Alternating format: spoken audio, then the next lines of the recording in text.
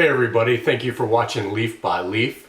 Today is the sixth installment in the Western Core series, and I'm very excited about this. We're talking about Don Quixote. I originally read this in Edith Grossman's translation, which I really like. Plus, this paperback from Echo has a little larger font, which is easier on the eyes than John Rutherford's Penguin translation. Nonetheless, I chose this one just because each time I reread a book that is in translation, I try to read it in a translation I haven't read before, just to get a new feel for it and a new perspective from the interpreter. Also, it's of note is I did not read Don Quixote until I turned 30 years old. I took this very paperback to Vegas with me and read it as I was turning 30 there out by the pool at the Palazzo. So anyway, this is my favorite world literature novel. Let's put it like that. So to explain what I mean by that, my favorite American novel is Moby Dick. My favorite French novel is À la recherche du temps perdu, Proust, and so on. But then if we look at the world literary scope, it would have to be Don Quixote. Why? Well, first of all, it is about books and reading and literary theory all packed in here together. So really anything that is a 1,000 page meditation and creative interpretation of the bookish life and reading and so on, and engages with literary theory from Plato onto the present day, which would be the time of imperial Spain as we're moving from the High Renaissance into the Baroque. These two novels, to collectively, the first part of the Quixote and the second part of the Quixote, which have quite a lapse of time in between their publications, collectively they're referred to as the Quixote. So when I talk about that, I mean the Quixote collectively. If you look here at my flags, you'll see that they're only the first part. I'm going to split Don Quixote into two parts. So we'll talk about part one in this video, and then another video will be part two. All right, so some of the main themes of Don Quixote, I've already said, it's books, reading, literary theory. But another major theme, in fact, the theme that dominates the entire text, is the thought of bringing the past into the present. And this stands apart from a recent book that I read and uploaded a video about, and that would be F. Scott Fitzgerald's The Great Gatsby. That is about trying to change the past or hold on to the past, whereas the Quixote is all about bringing the past into the present. And of course, in this case, the application of that is to bring the chivalric romances and the knights into present day imperial Spain.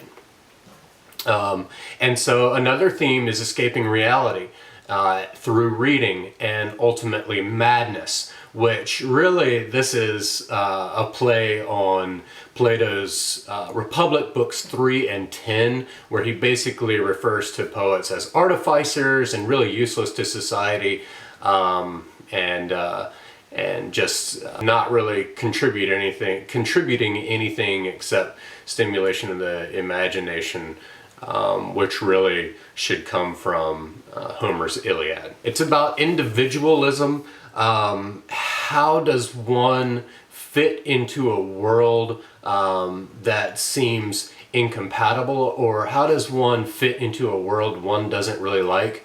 This to me is very prescient, because you know, I myself find myself sort of a stranger in a strange land, to borrow Robert Heinlein's title, because there are a lot of things about the world right now that I don't necessarily like or that make me sad, and I'm trying to find my place in it. So here are some things that Alonso Quijano which is the name for the actual man who becomes Don Quixote of La Mancha. These are some things he wants freedom from. We get a glimpse on page 425. He says, "What knight-errant ever paid tallage, excise, royal subsidies, septennial levies, tolls, or ferry taxes? What tailor ever presented him with a bill for his labors? What lord of a castle ever made him pay for his sojourn? What king ever failed to sit him at his own table? What maiden ever failed to fall in love with him and give herself up to his will and pleasure?" So Alonso Quijano, he wants freedom from or an abundance of taxes, service fees. He wants free lodging. He wants king's favors. He wants maidens' hearts. So these are combined with his madness from reading all these books. This is ultimately his way of fitting into a world that he doesn't like if he were to be able to accomplish these properties. There are some literary precedents here, of course, like any major work. There are some antecedents. I've already talked about Plato condemning poets as imitators, but Chaucer is, of course, a predecessor with the interpolated stories in Quixote, sort of mirroring the pilgrimage in Canterbury Tales with the games that they're playing, telling stories.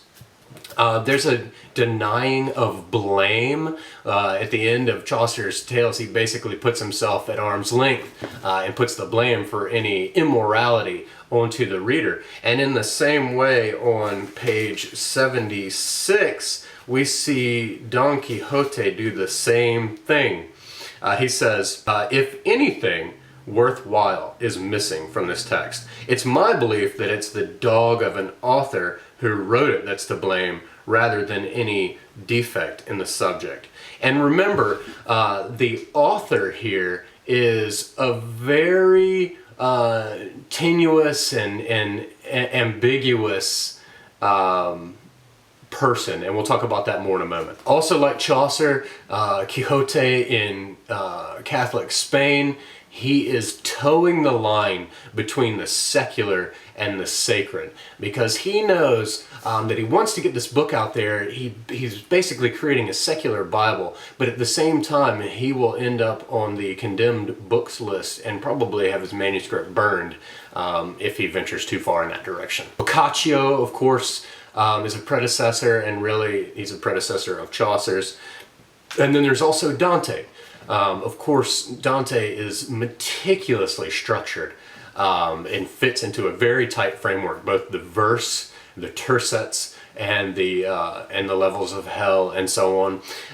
But as far as this pilgrim, making a sort of pilgrimage, is in there. And then also, whereas Dante set his sights on Beatrice, here Don Quixote sets his sights on Dulcinea del Toboso. And both of them are portrayed, Dante in real life, of course, both of them are portrayed as this childhood love that the pursuer has never even talked to. Theater is a major element. Cervantes was obsessed with theater. He did see some plays published. We've lost a lot of them, but you'll see that the elements of theater are captured in here. As the novel form was emerging, Cervantes found a way of blending the two. Aside from literary antecedents and predecessors, Cervantes actually anticipates a lot of philosophy.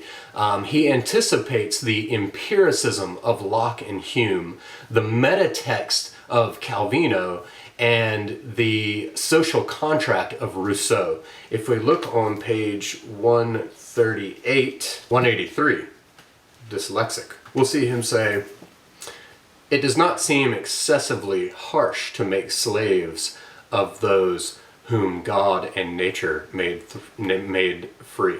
So this reminds me of immediately Rousseau's famous line, man is born free, yet everywhere he is in chains. So let's talk for a moment about the levels of authorship here. We find a multiplicity of narrators that kind of hand the baton off very subtly, but the original narrator that we start with, he talks about how the original author was actually a Muslim historian who wrote it in Arabic, Sid Hamid bin Ajeli. And then the narrator finds these notebooks of the history in Arabic, and then finds this translator in a marketplace who translates it. Then we see that basically the narrator is taking that translation and giving us his own interpretation, and certainly he's augmenting the manuscript again.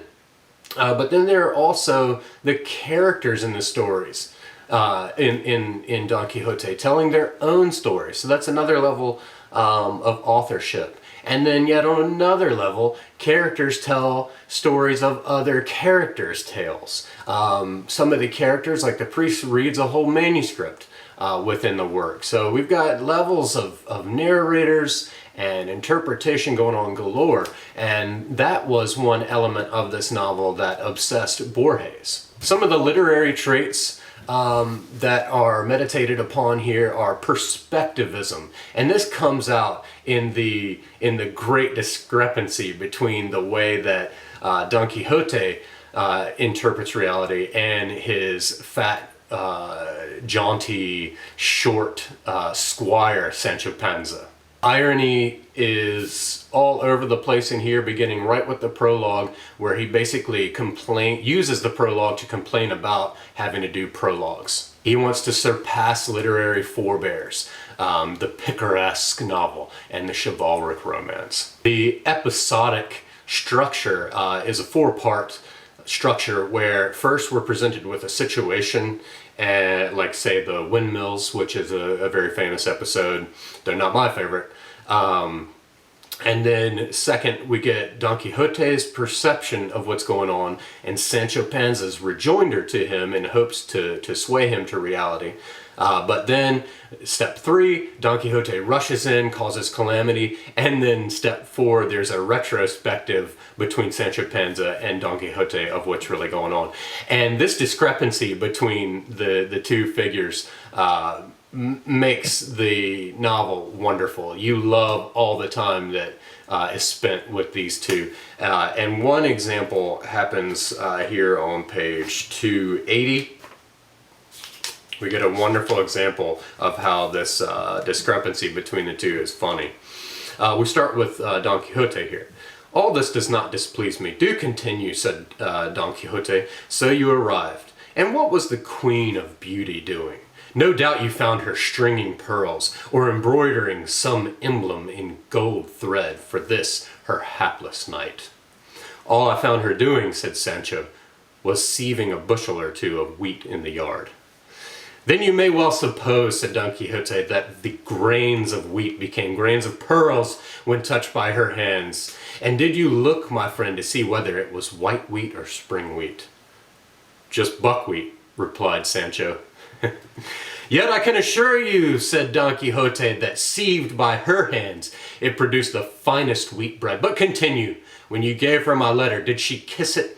Did she press it to her brow? Did she perform some similar ceremony worthy of such a letter? Or what did she do?" "When I went over to give it to her," said Sancho, "she was busy shaking a great sieve full of wheat, and she said, 'Put the letter on top of that stack, love. I can't read it till I'm done with this lot.'" So it's hilarious to see how no matter what, Don Quixote keeps persisting in his illusion, in this case the illusion of the majesty of Dulcinea. Whereas everybody else, they do everything they can to bring him back to reality. But that persistence makes for high comedy. Most notable episodes for me are episodes 6 9, and 16, just to give 3 from sort of the beginning. Episode 6 is very famous because this is the scrutiny of the library. This again is rooted in irony because the priest is condemning these books, but then we find that he knows almost everything about them and their authors, and he's read tons of them, and in fact he's even tried to write one of his own. Number 9 is where we get the history of the completion and multiple interpretations of the text. And then 16 is the most hilarious episode, in my opinion, of the whole first part of the Quixote, which is the calamity that happens the first time they end up at the end. Especially between Maritornes, Sancho Panza, Don Quixote, and then one of the travelers whom Maritornes meant to seek out in the dark. So that's it for some of my notes on the first part of the Quixote. We will find in the second part that there was a fake Quixote part 2 published because of an opportunist who was responding to the demands, but then Cervantes himself rushes through to get the second part published, and he brings that situation into the text. So I hope you enjoyed this video. Let me know what you think of Don Quixote, and I will talk to you again for the second part.